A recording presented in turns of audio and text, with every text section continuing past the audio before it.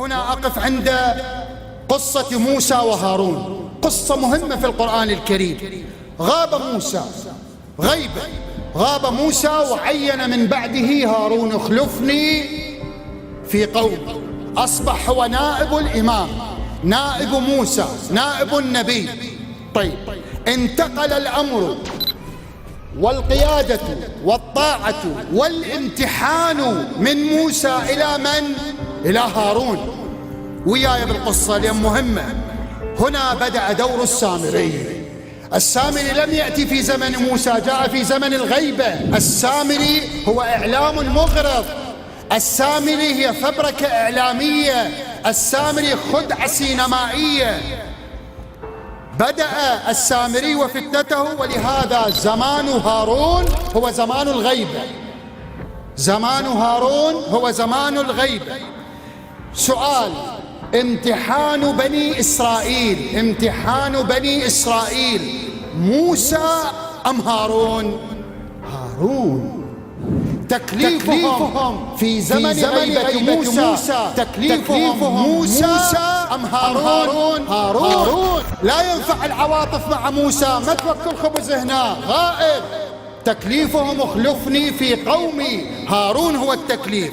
الناس ادعت، كما الكثير منا كحالي وأمثالي، ادعت الناس أنها تنتظر موسى.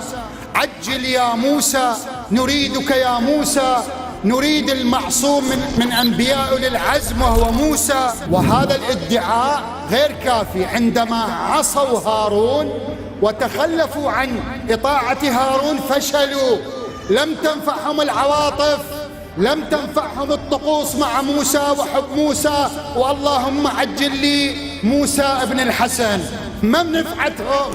الامتحان هارون، الفتنة هارون، التكليف هارون. ولهذا الناس فشلوا ليس مع موسى الغائب، وإنما فشلوا مع هارون الحاضر. امتحاننا اليوم أيضا أيها الأخوة أيها الأخوات، لنفكر امتحاننا ليس موسى الغائب، وإنما هارون الحاضر. وإذا فشلنا مع هارون فلن نوفق لنصرة موسى إذا ظهر. هكذا القرآن يتحدث. سوف أقرأ الآيات. إذا أردنا نصرة موسى، المقدمة هي نصرة هارون. بسم الله الرحمن الرحيم. التفتوا إلى الآيات في سورة طه. فأخرج لهم السامري أمريكا، فأخرج لهم عجلا جسدا له خوار، فأخرج لهم عجلا جسدا له خوار، فقالوا هذا إلهكم وإله موسى فنسي. آية تجي الآية اللي بعدها: ولقد قال لهم، التفتوا جيد، ولقد قال لهم هارون من قبل يا قوم. هارون النائب الحاضر. ولقد قال لهم هارون من قبل يا قوم إنما فتنتم به. هاي فتنة، هذا امتحان. وإن ربكم الرحمن فاتبعوني وأطيعوا أمري. تردون الرحمن؟ الطريق أنا هارون. فاتبعوني وأطيعوا أمري. قالوا، انظروا إلى قول الناس كقول بعضنا، قالوا لن نبرح عليه عاكفين حتى يرجع إلينا موسى. هاي عجل يا أبو صالح على ظهورك، لا أبالية، إسلام ينذبح، أمريكا تدخل، نفوذ سعودي، وإحنا نقرأ دعاء الندبة. هذا هو نفسه. قالوا لن نبرح عليه عاكفين حتى يرجع إلينا موسى. عندما رجع موسى، هسه في آية أخرى، عندما رجع موسى ماذا فعل؟ هم ادعوا حبهم لموسى، ادعوا يقرون، كانوا دعاء الندبة لموسى، كانوا يقرون اللهم كن لي وليك الموسى، وكانوا ينذروا له وكل شيء. ادعوا هكذا عليه عاكفين حتى يرجع. عندما رجع موسى مدحهم،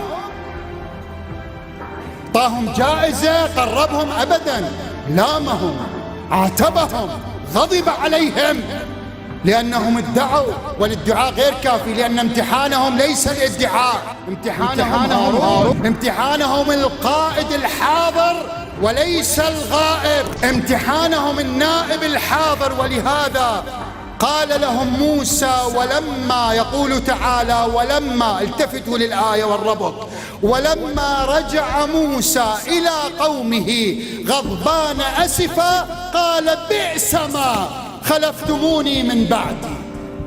بئس ما، غضبان أسفا. أقسم بالله سيرجع المهدي إن شاء الله، سيلوم الكثيرين ويقول لهم بئس ما خلفتموني. هذه عبرة قصة، إحدى عبر قصة موسى وهارون، تطبيقها علينا. يجب أن نخاف، يجب أن نفكر. النجاح مع المهدي موسى يحتاج إلى النجاح مع نائبه هارون.